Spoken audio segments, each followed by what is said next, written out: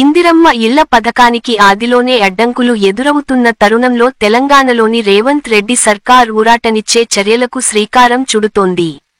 ఇందిరమ్మ ఇల్లు నిర్మించాలంటే ముందు పెట్టుబడి మనం పెట్టుకోవాలి. ఆ తరువాత విడతల వారీగా ఇంటి నిర్మాణ బిల్లులను లబ్ధిదారులకు ప్రభుత్వం మంజూరు చేస్తుంది. ఇక్కడ అసలు సమస్య మొదలవుతోంది. పేదల కోసం అమలు చేస్తున్న ఈ ఇందిరమ్మ ఇళ్ల పథకంలో ఇంటి నిర్మాణం కోసం ముందే డబ్బు పెట్టుకోవడం లబ్ధిదారులకు కష్టంగా మారుతోంది. అందుకే పథకం ప్రారంభమైనా చాలా చోట్ల ఇంకా నిర్మాణాలను అసలు మొదలు కాలేదు.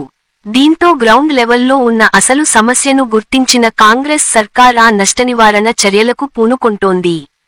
ఇందిరమ్మ లబ్ధిదారులు ఇంటి నిర్మాణం మొదలు పెట్టేందుకు కష్టంగా మారిన సొంత పెట్టుబడి సమస్యకు చెక్ పెట్టేందుకు రేవంత్ రెడ్డి సర్కార్ సరికొత్త ప్లాన్ అమలు చేసేందుకు సిద్ధమవుతోంది. ఏమిటి ఆ ప్లాన్? పేదలకు ఇబ్బందిగా మారిన ఆ పెట్టుబడి సమస్యను ఎలా తీర్చనున్నది అన్నది తెలుసుకోవాలంటే మా ఈ వీడియోను పూర్తిగా చూడండి. చూసే ముందు మా జాగో టీవీని ఇప్పుడే సబ్స్క్రైబ్ చేసుకోండి. మా ఈ వీడియోకు ఓ లైక్ ఇచ్చి వీడియో లింక్లు షేర్ చేసి ఈ సమాచారం మరింత మందికి చేరేలా చూడండి. ప్రభుత్వ పథకాల వివరాలతో పాటు ఇలాంటి రాజకీయ, సామాజిక, ఆర్థిక రంగ ప్రత్యేక కథనాల కోసం మా జాగో టీవీని ప్రతిరోజూ ఫాలో కండి. ఇక వివరాలలోకి వెళితే నిరుపేదల కోసం ప్రభుత్వం ప్రవేశపెట్టిన ఇందిరమ్మ ఇళ్ల పథకం ఆర్థిక ఇబ్బందుల వల్ల ఆశించిన స్థాయిలో పురోగతి సాధించలేదు. పునాది వరకు సొంతంగా నిర్మించుకుంటే ప్రభుత్వం రూ.1,00,000 ఇస్తుంది. అయితే డబ్బుల్లేని లబ్ధిదారులకు స్వశక్తి సంఘాల ద్వారా రుణాలు ఇప్పించేందుకు యంత్రాంగం సిద్ధమవుతోంది.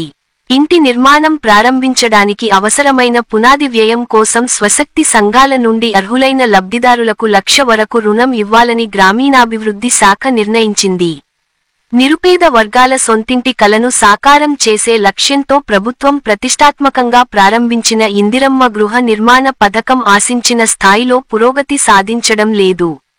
ఈ పథకం కింద ప్రతి మండలానికి ఒక గ్రామాన్ని ఎంపిక చేసి అర్హులైన లబ్ధిదారులకు గృహాలు మంజూరు చేశారు. అయితే ఆర్థిక ఇబ్బందులు, ఇతర వ్యక్తిగత సమస్యల కారణంగా చాలా మంది లబ్ధిదారులు ఇంటి నిర్మాణం చేపట్టడానికి వెనుకడుగు వేస్తున్నారు. ఈ సమస్యను అధిగమించడానికి యంత్రాంగం స్వయం సహాయక సంఘాల, స్వశక్తి సంఘాలు ద్వారా లబ్ధిదారులకు రుణ సదుపాయం కల్పించేందుకు సన్నాహాలు చేస్తోంది. ఈ పథకం ప్రకారం లబ్ధిదారుడు తన సొంత స్థలంలో ఇంటి పునాది వరకు పనులు పూర్తి చేసుకుంటే ప్రభుత్వం అతని బ్యాంకు ఖాతాలో మొదటి విడతగా రూ.1,00,000 జమ చేస్తుంది. అయితే ఆర్థికంగా బలహీనంగా ఉన్న చాలా మంది లబ్ధిదారులు సొంతంగా డబ్బులు వెచ్చించి నిర్మాణం ప్రారంభించడానికి ముందుకు రావడం లేదు. కొందరు లబ్ధిదారులు పూరి గుడిసెలు లేదా తాత్కాలిక షెడ్లలో నివసిస్తున్నారు. వారు కొత్త ఇల్లు నిర్మించడానికి తమ పాత నివాసాలను తొలగించాల్సి వస్తోంది. మరికొందరు ప్రభుత్వం నిర్దేశించిన నమూనా, నిబంధనల ప్రకారం ఇల్లు నిర్మించుకోవడానికి సిద్ధంగా లేరు. ఈ కారణాలతో తెలంగాణలోని చాలా జిల్లాల్లో ఇళ్ల నిర్మాణ పనులు ఆశించినంత వేగంగా సాగడం లేదు. ఈ నెలాఖరు నాటికి నిర్దేశించిన లక్ష్యాన్ని చేరుకోవడానికి అధికారులు వివిధ మార్గాలను అన్వేషిస్తున్నారు.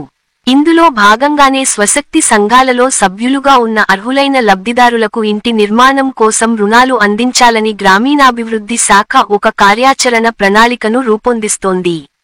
ఇంటి నిర్మాణం ప్రారంభించడానికి అవసరమైన పునాది వ్యయం కోసం స్వశక్తి సంఘాల నుండి అర్హులైన లబ్ధిదారులకు 1,00,000 వరకు రుణం ఇవ్వాలని గ్రామీణాభివృద్ధి శాఖ నిర్ణయించింది. ఇంటి నిర్మాణం ప్రారంభించాలనుకునే లబ్ధిదారులు తప్పనిసరిగా స్వశక్తి సంఘంలో సభ్యులై ఉండాలి. రుణం కోసం దరఖాస్తు చేసుకోవాలి. అలా దరఖాస్తు చేసుకున్న వారికి గ్రామైక్య సంఘం లేదా మండల, జిల్లా సమాఖ్యల ద్వారా రుణం మంజూరు చేయాలని నిర్ణయించారు. దీనిపై అధికారులు మాట్లాడుతూ లబ్ధిదారులకు అవగాహన కల్పించి త్వరగా గ్రౌండింగ్ పూర్తి చేసేలా ప్రోత్సహిస్తున్నామన్నారు. ఆర్థికంగా వెనుకబడిన లబ్ధిదారులకు స్వశక్తి సంఘాల ద్వారా రుణ సహాయం అందించాలని నిర్ణయించినట్లు ఆయన స్పష్టం చేశారు. ఈ చర్యల ద్వారా నిరుపేదల సొంతింటి కల త్వరలోనే నెరవేరుతుందని అధికారులు ఆశాభావం వ్యక్తం చేస్తున్నారు. మరి ఇంతటి విలువైన సమాచారం అందించిన మా జాగో టీవీని ఇప్పుడే సబ్స్క్రైబ్ చేసుకోండి. మా వీడియోకు ఓ లైక్ ఇచ్చి వీడియో లింక్లు ఇతరులకు షేర్ చేయండి.